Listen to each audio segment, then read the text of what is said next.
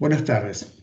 El tema de la próxima presentación es barras de acero galvanizado en hormigón armado. Nuestra disertante es la ingeniera Liliana Berardo.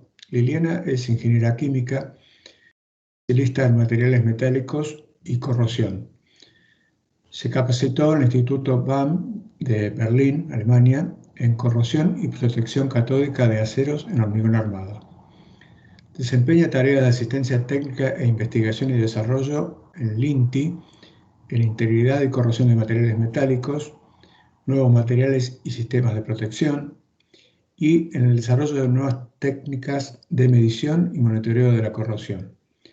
Es docente de la Universidad Nacional de San Martín y tiene a cargo cursos de posgrado de protección anticorrosiva en la UTN Regional Buenos Aires. Es integrante de comités técnicos de IRAM y representante de INTI ante la Comisión de Integridad del Instituto Argentino de Petróleo y Gas. Adelante, Liliana. Buenas tardes y muchas gracias. Gracias, Jorge, por la introducción y buenas tardes a todos.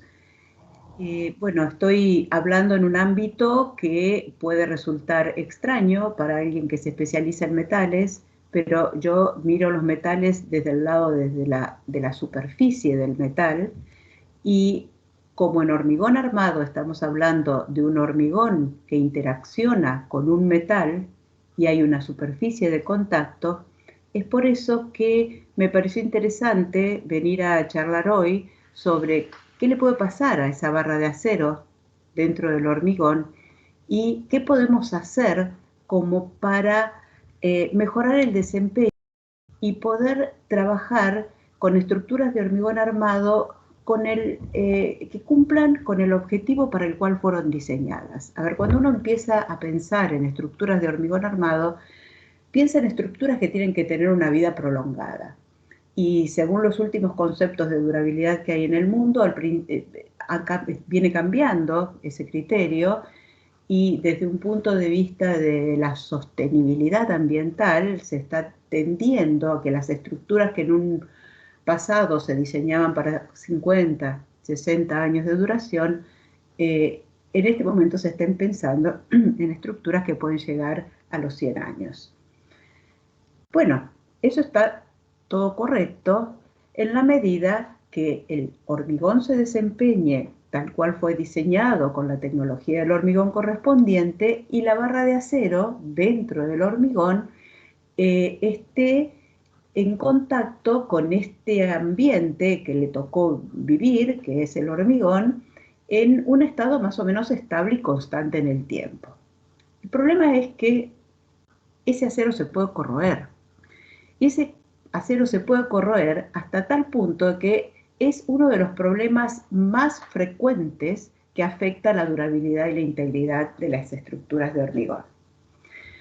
Por eso es que hoy los invito a que hablemos un poco de la corrosión y del deterioro de las armaduras. Si lo miramos desde el lado del hormigón, el hormigón en sí mismo es un material compuesto que está formado, bueno, por un árido, por aglomerantes, por agregados finos, gruesos, agua, y todo ese conjunto de materiales le da una característica que al reaccionar estos compuestos y tratándose, dan un ambiente con un elevado pH, muy alcalino. A la vez, un ambiente poroso, porque a medida que esa reacción se va llevando a cabo y el proceso de hidratación va progresando, se va generando una red de poros. Entonces, si nosotros pensamos el hormigón, no es una masa sólida, compacta, continua, sino que es como, podemos asimilarlo a una esponja, con poros, microporos, en red, interconectados entre sí, que permite la movilidad de elementos y de compuestos químicos en su interior. Y vaya paradoja, ¿no? Que esta gran propiedad que tiene el hormigón, que es su elevada alcalinidad y que le da una protección enorme contra la corrosión al acero, al carbono, es una de las características que lo hace vulnerable. ¿Por qué? Porque un ambiente cuanto más alcalino, más reactivo con un ácido. Y ese ácido puede llegar a ser un elemento del ambiente. A ver, si nosotros vamos a ver que nuestras estructuras de hormigón armado se tienen que desempeñar en un territorio, tomemos nuestro territorio nacional, de algún modo tenemos algo favorable, que es un ambiente relativamente suave, moderado, que hace que las estructuras no estén sometidas, como en otros países costeros o tropicales, o de climas muy fríos, que están sometidos a ambientes muy agresivos, como pueden ser atmósferas marinas, salinas. Nosotros, si nos fijamos en nuestro mapa de agresividad ambiental argentino, tenemos apenas una zona costera con vientos predominantes del mar, que puede ser importante por su atmósfera salina agresiva, sobre todo a construcción portuaria, urbana, costera, industrial.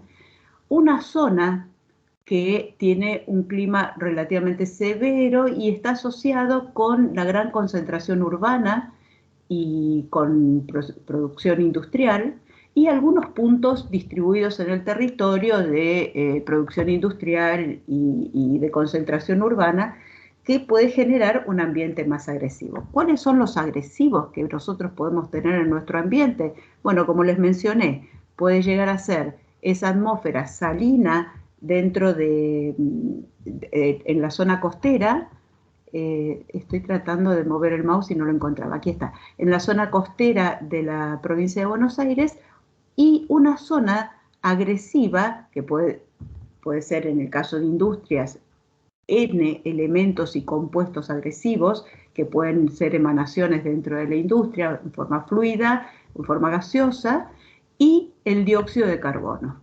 ¿Y por qué voy a dar un poco de preponderancia al dióxido de carbono? Porque es un elemento que está presente en todas partes, en diferente concentración. Nosotros podemos pensar que en las zonas rurales hay una concentración relativamente baja de CO2, siempre está presente en el aire, pero bueno, hay una concentración baja. En las urbanas podemos hablar de un orden de magnitud superior, y en las industriales hasta 2 órdenes de magnitud superior. Y ese es el elemento ácido, si le podemos llamar de alguna manera, que puede reaccionar con el álcali presente en los poros de esa red de poros que tiene el hormigón, y variar de algún modo su característica o su condición química. Ahora bien, ¿cómo es? Como les dije, nosotros miramos mucho la superficie del metal en la interacción con ese medio que lo rodea. ¿Qué es lo que le está pasando al metal? Todo el tiempo está llevándose a cabo una reacción electroquímica en la superficie de un metal, no solamente en el hormigón, en cualquier metal, en cualquier ambiente. Por eso siempre hablamos de sistemas metal-ambiente, donde hay continuamente un proceso de óxido-reducción en su superficie. El metal que intenta oxidarse y perder electrones, y un elemento del medio, que en el caso del hormigón suele ser el oxígeno disuelto en los poros, que se reduce generando un oxidrilo, por ejemplo, que en medios neutros y alcalinos la reacción clásica. Que se lleve a cabo esta reacción físico-química, electroquímica en la superficie, no quiere decir que su velocidad sea importante como para que en la vida del hormigón o en la vida humana, que nosotros queremos que dure ese hormigón, sea importante. La velocidad puede ser tan baja como para que no podamos percibirla. Y como depende mucho esta reacción de la interacción del medio y de las condiciones del medio, de la película esta de óxido superficial con el medio, dependiendo de la condición de este medio, se pueden formar diferentes productos.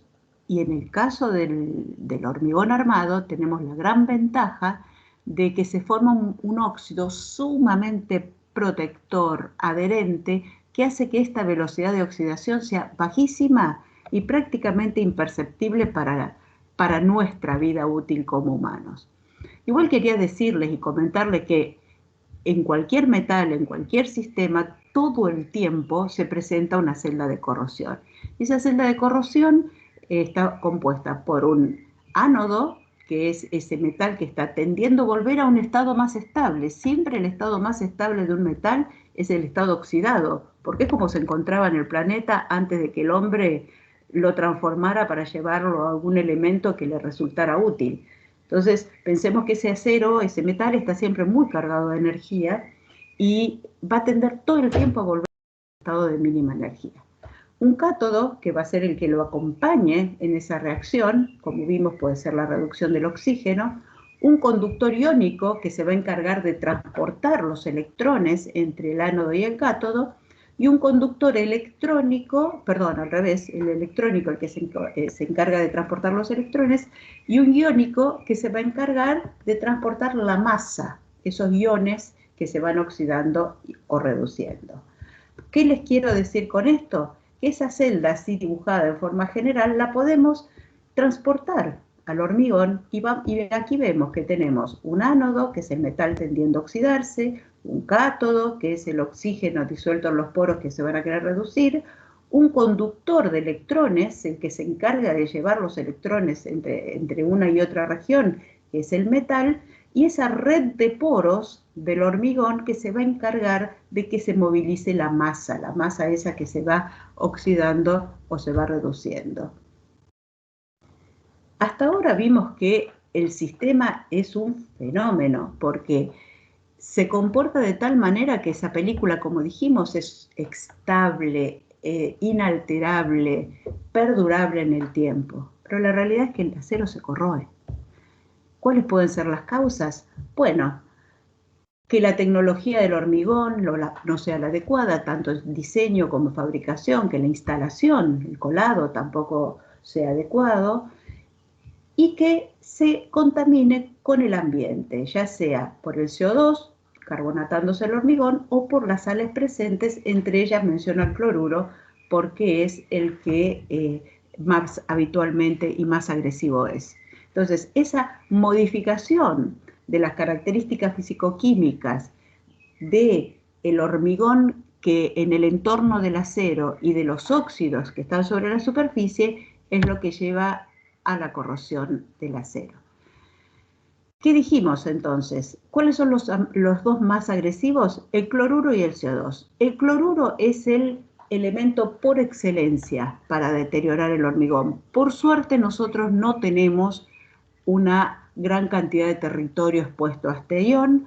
Este ion lo que hace es que cuando puede difundir por los poros y llega a la superficie del acero, de algún modo puede bajar la energía de ese óxido que está en la superficie, romperlo, atacar el acero, o sea, el elemento que se va a reducir y va a interactuar con el ion metálico, va a formar un cloruro de ese metal. Eso va a producir una acidificación localizada y así empieza a darse un proceso autocatalítico que hace que la reacción progrese y la corrosión se siga manteniendo viva en la medida que se siga alimentando con cloruros. Bueno, esto se los menciono nomás como ataque general y vamos a hablar un poco más del tema de carbonatación. Carbonatación, con caminar por la ciudad de Buenos Aires y mirar un poco las fachadas, nos vamos a dar cuenta cuán de intenso es este proceso de ataque y cuánto deterioro provoca. Lo van a ver en los balcones, lo van a ver en elementos armados expuestos, donde, ¿qué es lo que ocurre?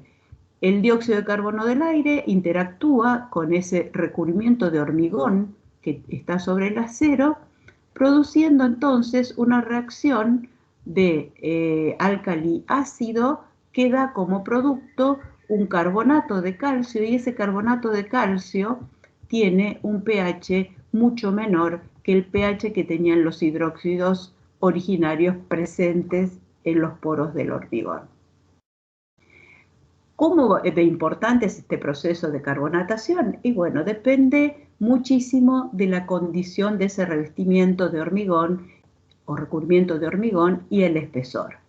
De la humedad de curado, de la porosidad, de cuán de húmedo es el aire, del tipo de cemento y la alcalinidad que tiene ese cemento, de la relación agua-cemento de mezcla. Bueno, hay cantidad de variables que van a hacer que ese recubrimiento sea de mejor calidad o de menor calidad.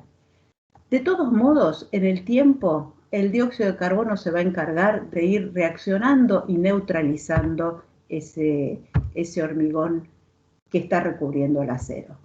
Aquí les muestro cómo es el proceso en unos diagramas que a mí me gusta mucho usar, que son los diagramas de equilibrio de Purvé que usamos los corrosionistas, donde muestra, no vamos a entrar en detalles, pero en función del pH del ambiente con el que está en contacto el metal, cómo se va comportando, o sea, si se puede corroer, si está en condiciones de mantenerse pasivo, o sea, protegido contra la corrosión, y cada metal tiene el suyo característico. Este es el del acero, por ejemplo, el del hierro, que vemos que en el pH característico del hormigón se mantiene en una zona totalmente pasiva, o sea, está cubierta por óxidos muy protectores, pero cuando hay una reacción de carbonatación, el pH va bajando, se va reduciendo en el tiempo, y esa reducción de pH en el tiempo hace que la condición de protección de los óxidos se modifique y se llegue a una zona de franca corrosión.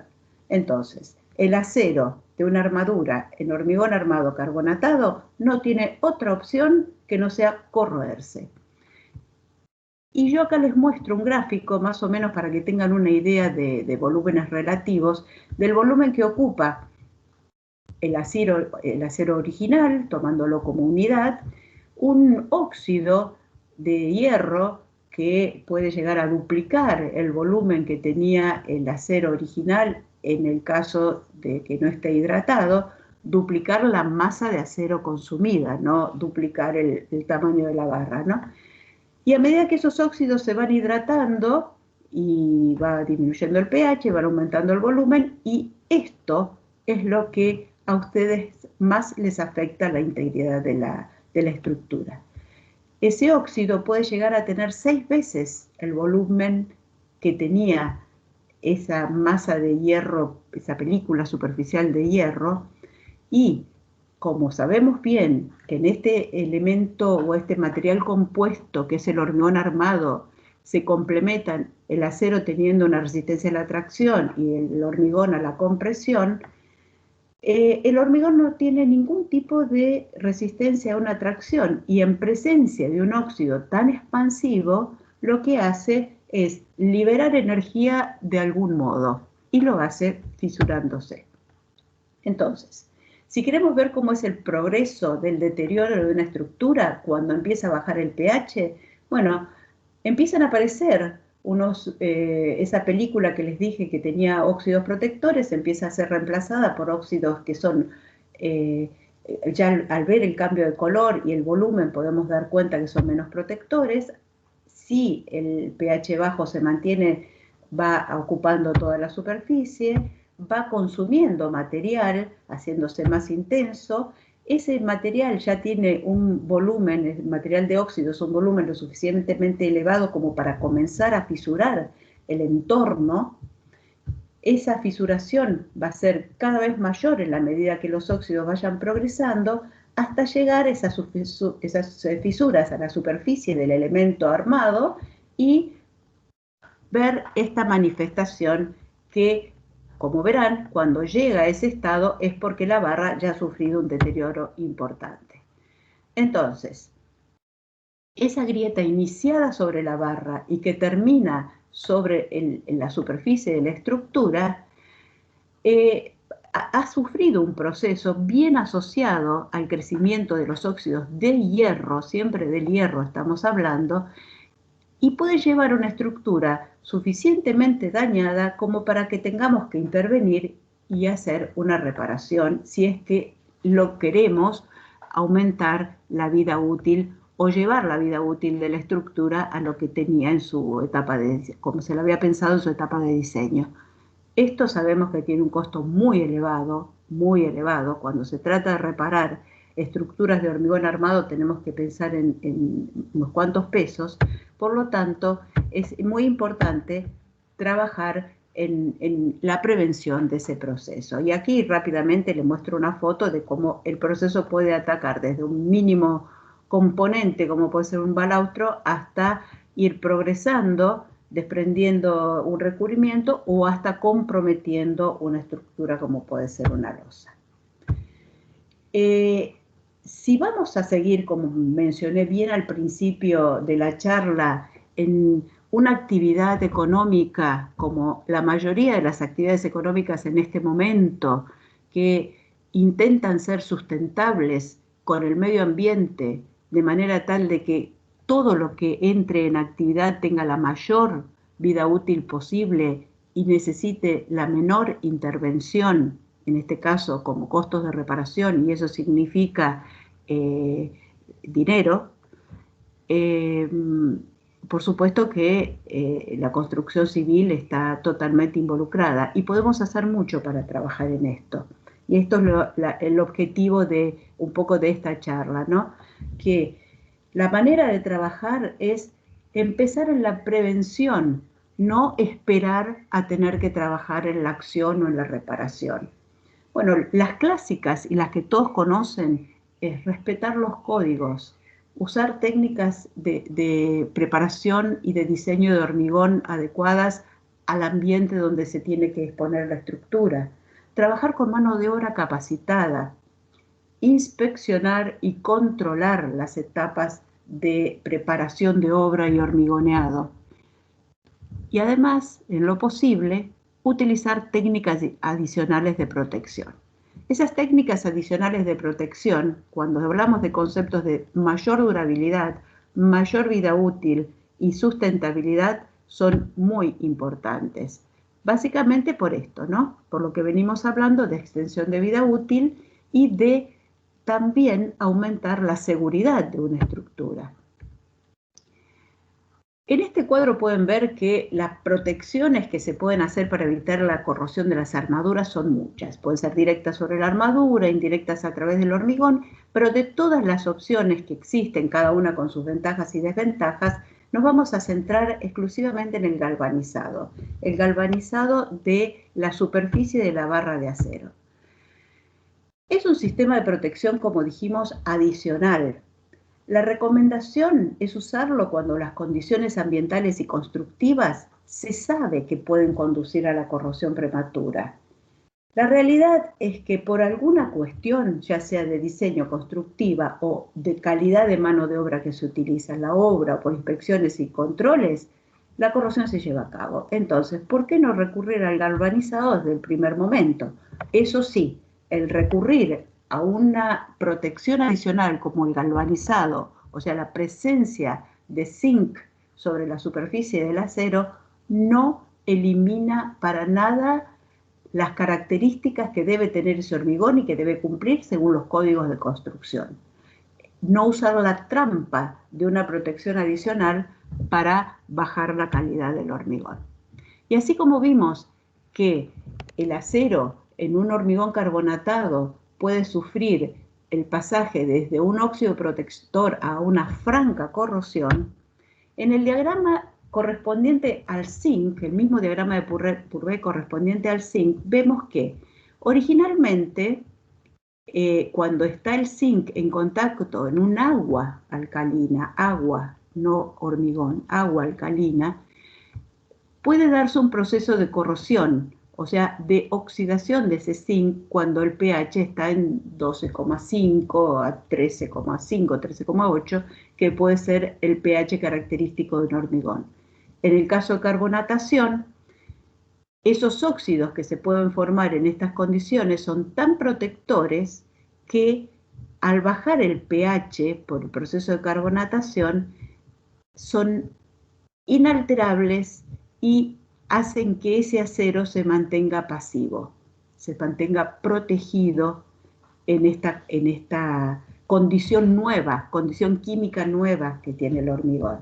Con una ventaja adicional, los productos estos que se forman por oxidación del zinc son blancos y no son tan voluminosos como los que se forman en el caso de oxidación del hierro. Entonces, ya podemos ir viendo que el recubrimiento de zinc, en realidad es un zinc por galvanizado, un recubrimiento que se llama galvanizado por inmersión en caliente, es un proceso que tiene un montón de ventajas y que no vamos a descubrirlas nosotros ahora. Ya va a cumplir un siglo en Estados Unidos el uso formal de estructuras galvanizadas. Y está en uso en el mundo entero y con especificaciones y normalizaciones internacionales y nacionales en diferentes países muy conocidas. Bueno, no tiene sentido que les vaya leyendo cada uno de los puntos que quise destacar acá, pero al mostrarles cuál era la ventaja de esos productos de oxidación que se producen sobre el zinc, ya vemos que el riesgo de fisuración y de mancha de óxido en la superficie del hormigón no lo vamos a tener.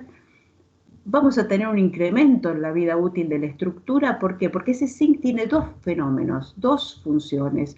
Uno es el efecto barrera, que es el efecto que tiene esa capa adicional de metal que va a tener que ser consumida antes de llegar al acero, que es el que le da digamos, el componente estructural dentro de la obra, y un efecto de protección catódica, que en caso del agresivo va a ser el zinc, el que se va a disolver a expensas del acero. Y además tiene una ventaja adicional. ¿Cuántas veces se arma el acero y se demora un poco hasta el hormigoneado, y cuando se va a hormigonear se ven esas barras totalmente de acero, totalmente enrojecidas, corroídas por la acción del ambiente, la humedad, el CO2 del ambiente? Mientras que cuando está ese galvanizado, el galvanizado tiene una resistencia muy buena a la corrosión del ambiente y de ese modo hace que ejerza una protección temporal hasta que se haga el hormigoneado de la obra. Nuevamente, les vuelvo a resaltar acá, si bien el zinc tiene mayor tolerancia a una amplitud de pH mayor que el acero, amplitud de pH es mayor, o de alcalinidad o de reserva alcalina de ese hormigón, no debe usarse el zinc en reemplazo o para usar cementos con menor reserva alcalina o con menor relación cemento-agua, ¿no? Esto es para que tengan una idea de las normas que hay a nivel mundial.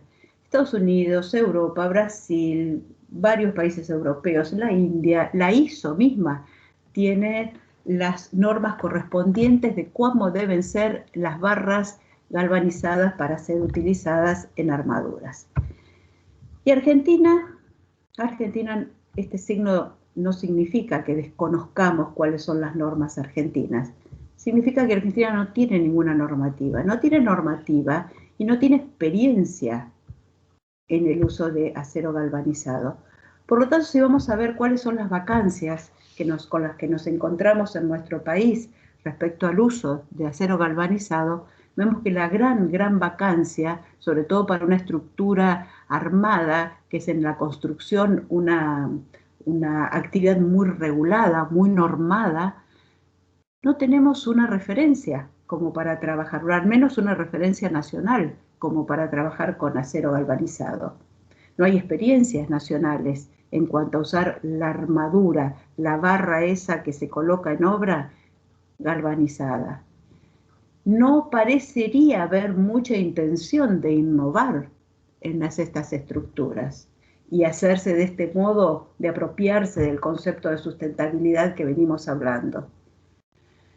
Y quizás la falta de conocimiento de que realmente el galvanizado es una opción conocida, súper experimentada en el mundo y muy disponible como para poder trabajar en estructuras que tengan una mayor durabilidad. Y quiero resaltar de que quizás tanto yo con la función que creo cumplir hoy en esta pequeña presentación, o cualquiera de ustedes que estén relacionados tanto con el galvanizado como con la durabilidad de estructuras armadas, es comenzar por esta etapa, por la de difusión y capacitación, para que aquel usuario, aquel que tenga que comenzar a trabajar, pueda realmente animarse a innovar y a generar una experiencia nacional, mínimamente basada en la normativa internacional, que nos lleve a contar luego con una normativa nacional. Creo que estas son etapas que están vacantes y que hay capacidades intelectuales y de experiencias en el país como para recorrer este camino y poder llegar a tener nosotros nuestras propias reglas. Y ahora, antes de finalizar, en un par de transparencias, lo que quería era de algún modo resaltar cuáles son las características constructivas, las ventajas constructivas de la armadura de acero galvanizado por inmersión en caliente, y rápidamente se las menciono, como son que el acero se puede, discúlpenme, que quise sacar un cartelito y me fui a otro slide, que el acero se puede galvanizar con la geometría que uno quiera usarla en destino, o galvanizar la barra recta y después doblarla en destino, aunque tenga ese recubrimiento metálico, que no modifica las propiedades del metal base, las propiedades mecánicas del metal base, que se puede soldar igual que se suelda el material base, que se puede transportar y manipular como una armadura convencional, como una barra de acero convencional, que en caso que haya que hacer cortes, reparaciones, que se haya dañado por alguna cuestión, AICTM tiene previsto cuáles son los métodos que se pueden utilizar para reparar en obra, como puede ser cubrir con recargue de zinc fundido, proyectar zinc en frío, pintar con pinturas ricas en zinc, por ejemplo,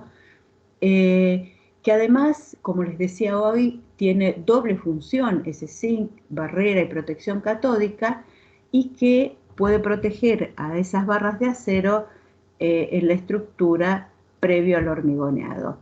Y que además,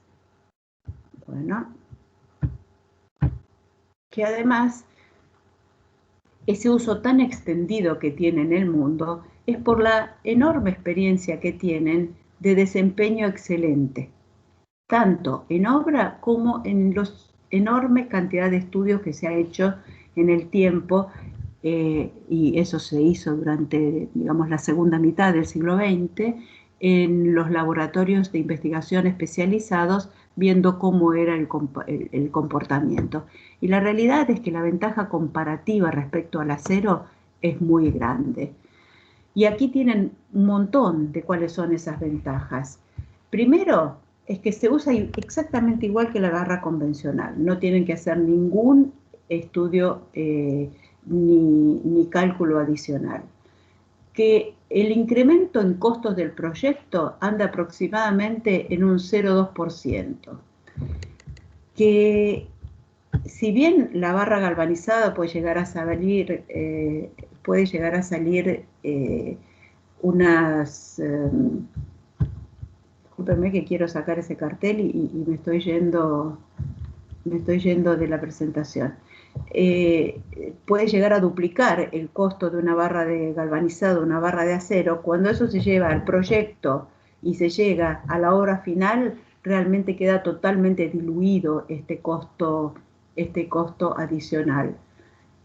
Por otro lado, como dijimos, en caso de carbonatación no se afecta ese recubrimiento de hormigón, soporta un umbral de contaminación de cloruro mayor que el acero, se puede usar tranquilamente en construcciones urbanas e industriales porque sabemos que la vida útil va a ser mayor.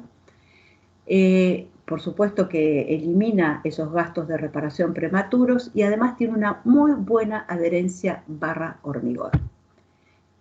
¿Por qué dejé esta enorme propiedad de la adherencia de la barra galvanizada con el hormigón para el final? Porque quería hablar un poquito más de la adherencia, porque creo que es un tema tabú, que realmente no sé cuándo se originó ni cómo, pero ese tema tabú hace que piensen que el hecho de que ese acero esté recubierto por este metal que tiene una terminación a simple vista más lisa, con un óxido superficial muy delgado que se forma en contacto con el ambiente, haga que disminuya este proceso. Y sin embargo, la adherencia de la barra de refuerzo galvanizada es tan buena, cuando no superior, que la de la barra de acero clásica.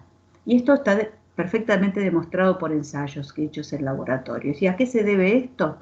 A que, como les dije en ese diagrama de Purvé que les mostré, cuando se entra en contacto ese zinc con el hormigón a un pH bien alcalino, se forma un compuesto que se llama hidroxizincato de calcio, que es la reacción instantánea que se lleva a cabo en el periodo antes del fragüe, que genera como unos cristales, y esos cristales trabajan como llave, como anclaje para el movimiento del hormigón con respecto relativo a la barra de acero.